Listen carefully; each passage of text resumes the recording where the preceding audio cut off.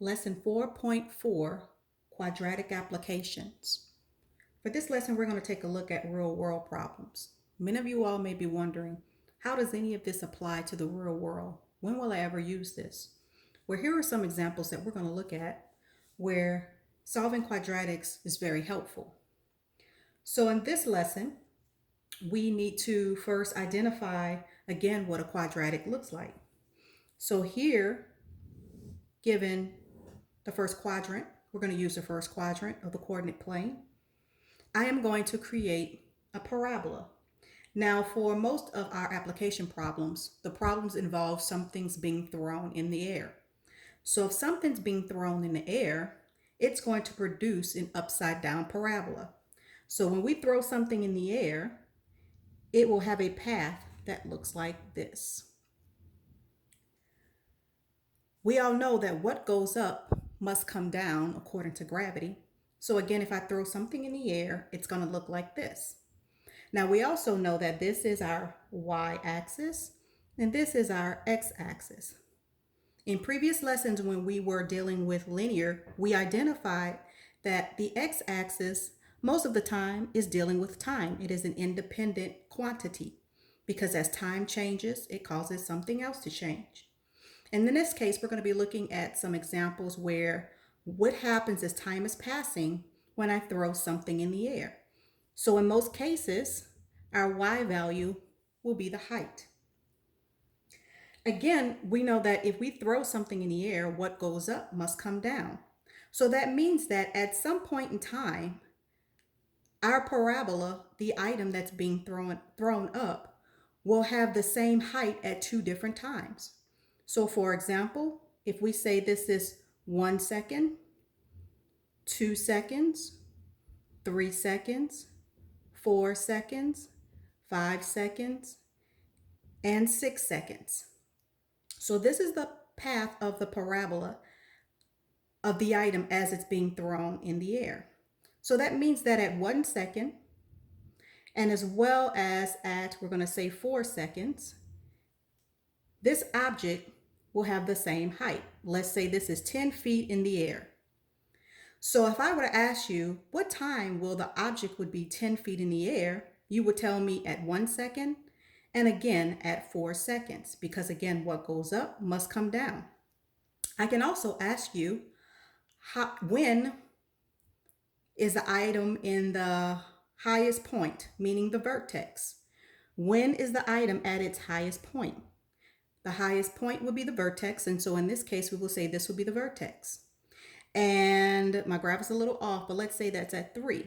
So I can say in 3 seconds, the object will be at its highest point. And if I ask you what would that point be, that will be, let's say, for example, 20 feet in the air. So in 3 seconds, the object would be 20 feet in the air. That is its highest point.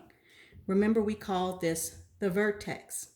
And in order to find your vertex, you would need your formula negative b over 2a.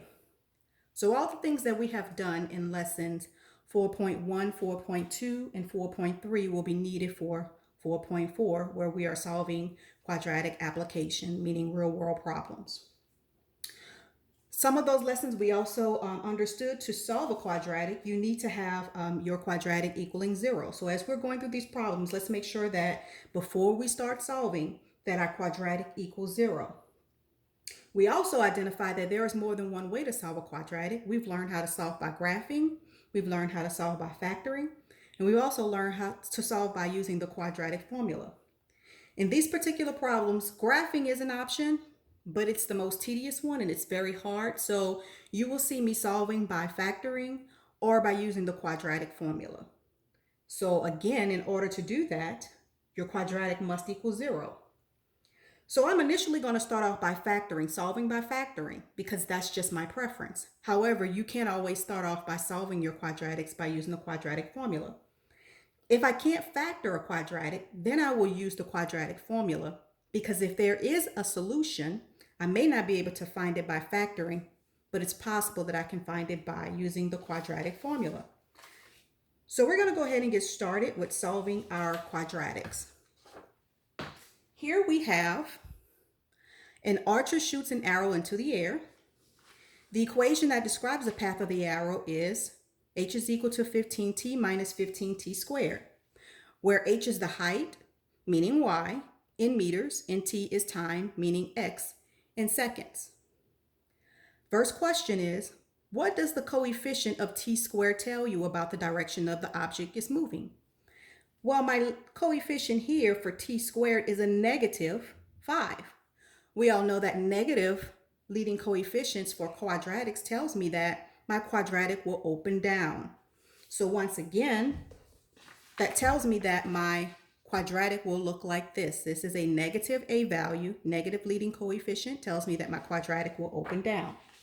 So here, a negative leading coefficient, I will abbreviate for the sake of trying to make this video as short as possible, tells me that the parabola will open down. Okay, now, next question is, how high is the arrow after 2 seconds?